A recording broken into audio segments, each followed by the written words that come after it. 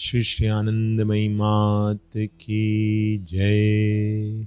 माँ, पिताजी, what do you call Nishkaam karma?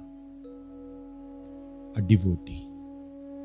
Well, it does not seem possible to perform action without desire. That is to say, devoid of attachment for either the work or its fruit, but solely from a sense of duty. According to the Shastras, only the man who has achieved perfect fulfillment is capable of such action. So long as one is linked to sense objects, it is impossible. Yet, what is taken up in a spirit of dedication to God may well develop into work done without any desire. Ma, whether with or without desire, it is still action. One cannot possibly remain without action until the state of pure being comes.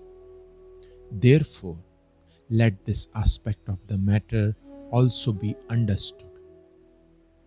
When you surrender yourself to the Guru, you have to obey his orders unconditionally. In this, your sole motive is to carry out the Guru's will. Consequently, when going about the task, you grow eager to do your utmost. Can you call this also desire in the ordinary sense of the word? To set your heart on being efficient with the one object of fulfilling the Guru's will is certainly a good desire. If for any reason there should arise even the least feeling of resentment, the action can no longer be described as being without attachment. Suppose, for example, after having accomplished by far the greater part of some work, you have to abandon it, and towards the end, someone else takes it up, completes it, and gets the credit for having achieved the whole of the task. If you mind this even in the slightest degree, how can the work have really been done disinterestedly? Obviously, it was not quite from a desire for recognition. When you have surrendered yourself to the Guru, he may do anything, subject you to no matter what trials, yet you still regard yourself as a tool in his hands. You will then have reached a stage where, in spite of all difficulties, you persist with the work, knowing it to be the Guru's order.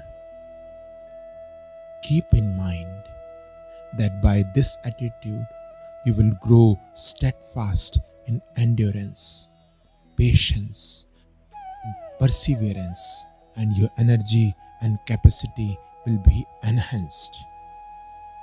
In action, there is bound to be conflict. When can there be freedom from this conflict? When there is no question of feeling hurt, even in the midst of work, at all times, and under all circumstances, one must be prepared to obey any kind of order. Imagine you are hungry, and just as you are raising your hand to put food into your mouth, you are asked to go elsewhere. At that very instant, you should gladly let fall the food you were about to eat and obey the call. Such an attitude is an indication of one's becoming established in a happiness that is not of this world. When one is nearing effortless being, Sustained effort ends in effortless being. In other words, what has been attained by constant practice is finally transcended. Then comes spontaneity. Whether one is blamed or not for some shortcoming in one's work leaves one quite indifferent. Then only does one becomes an instrument in his hands. The body moves like a tool, and one watches it in the nature of a spectator. Then one observes what a great variety of work gets done by such a body, and in how very smooth and efficient a manner. Egoless work is full of beauty, for it is not prompted by a desire for self gratification. So long as the knots that constitute the ego are not unraveled, even though you intend to act impersonally, you will get hurt, and this will produce a change in the expression of your eyes and face and be apparent in your whole manner. To long, let my heart be free from craving for results, is still a desire for a result. Nevertheless, by thus aspiring after selfless action, there is a hope of its coming to pass. A knot means resistance. Hence, so long as the ego persists, there will be clashes at time, even when impersonal work is attempted, because one is bound and therefore pulled in a certain direction. Shri Anandamayi Mat Ki Jai.